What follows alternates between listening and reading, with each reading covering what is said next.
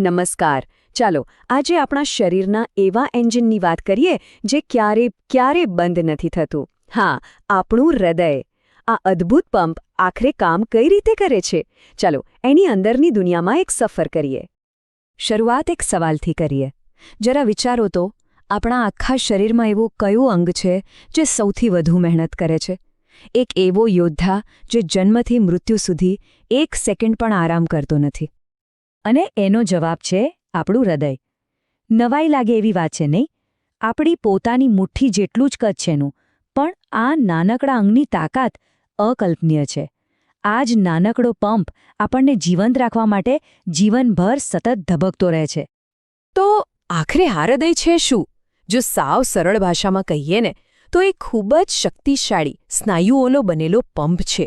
અને એનું મિશન એક જ છે: શરીરના ખૂણે ખૂણામાં દરેક નાના નાના કોષ સુધી જીવન આપનારું લોહી પહોંચાડવું. અને એ ક્યાં આવેલું છે? આપણી છાતીમાં, બંને ફેફસાની બરાબર વચ્ચે, એકદમ સુરક્ષિત જગ્યાએ.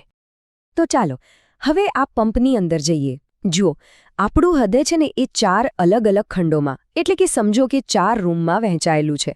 અને આ જે રચના છે ને એ ખરેખર બહુ જ સ્માર્ટ છે. કેમ? કારણ કે એ શુદ્ધ અને અશુદ્ધ લોહીને એકબીજામાં ભળતા અટકાવે છે. હવે આ 4 ખંડોને સમજીએ. જે ઉપરના 2 ખંડો છે એને કહેવાય કર્ણકો, અને નીચેના જે 2 મજબૂત ખંડો છે એ છે શેપકો. અને અહીંયા એક વાત ખાસ યાદ રાખવાની છે, એકદમ સોનેરી નિયમ સમજી લો. હૃદયની જમણી બાજુ હંમેશા અશુદ્ધ લોહીનું કામ સંભાળે છે અને ડાબી બાજુ હંમેશા શુદ્ધ, એટલે કે ઓક્સિજનથી ભરપૂર લોહીનું. હવે આ બંનેનું કામ શું છે? તો જુઓ, ઉપરના જે ખંડો છે ને કર્ણકો, એ રિસેપ્શન જેવા છે. એમનું કામ લોહીને હૃદયમાં આવકારવાનું છે, એને રિસીવ કરવાનું છે. જ્યારે નીચેના ખંડો ક્ષેપકો, એ તો પાવર હાઉસ છે. એમનું કામ છે પૂરી તાકાતથી લોહીને હૃદયની બહાર ધકેલવાનું. તો આ લોહીની આખી મુસાફરી શરૂ ક્યાંથી થાય છે? ચાલો આપણે પણ એની સાથે જોડાઈએ. આખી કહાણી શરૂ થાય છે શરીરમાંથી પાછા ફરેલા થાકેલા લોહીથી. મતલબ કે એવું લોહી જેમાં ઓક્સિજન ઓછો છે.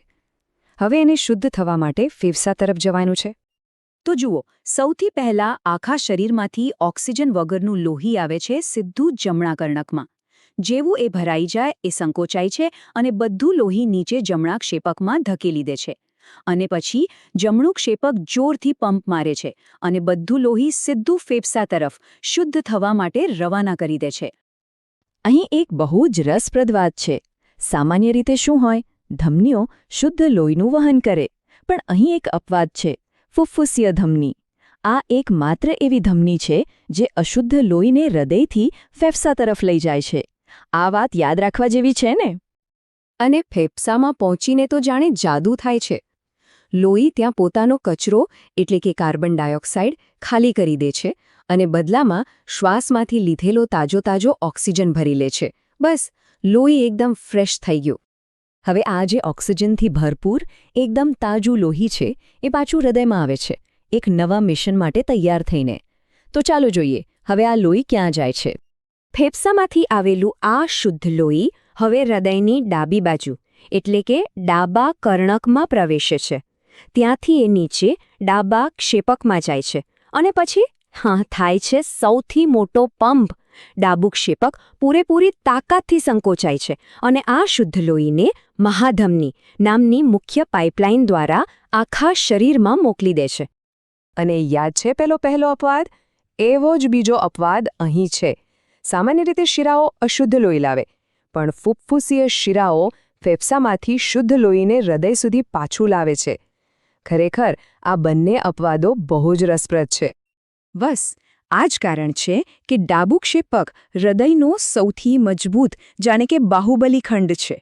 કેમ? કારણ કે એની જવાબદારી નાની સૂની નથી.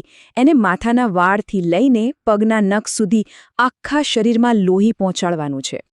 સારું, આપણે લોહીના આખા રસ્તાની વાત તો કરી લીધી, પણ આ ટ્રાફિકને કંટ્રોલ કોણ કરે છે? અને પેલો જે જાણીતો અવાજ છે, લબ-ડબ, એ ક્યાંથી આવે છે? ચાલો જીવનના સંગીતનું રહસ્ય પણ જાણી લઈએ. તો જુઓ, હૃદયની અંદર 4 વાલ્વ હોય છે. એને તમે વન વે દરવાજા સમજી શકો. એમનું કામ શું? લોહીને આગળ જવા માટે રસ્તો કરી આપવો, અને જેવું લોહી પસાર થઈ જાય તરત જ ફટ દઈને બંધ થઈ જવું, જેથી લોહી ભૂલથી પણ પાછું ન ફરી શકે. અને આ રહ્યું રહસ્ય.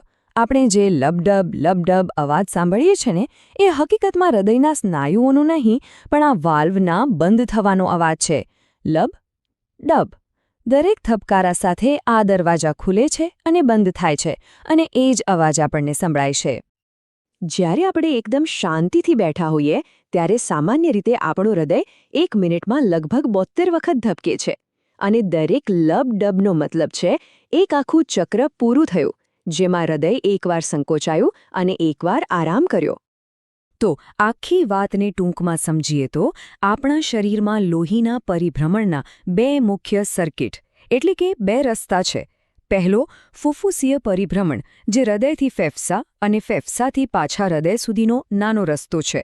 અને બીજો સિસ્ટેમિક પરિભ્રમણ, જે હૃદયથી આખા શરીર અને શરીરમાંથી પાછા હૃદય સુધીનો મોટો હાઈવે છે. ખરેખર આપણો હૃદય કુદરતની એક અદ્ભુત રચના છે.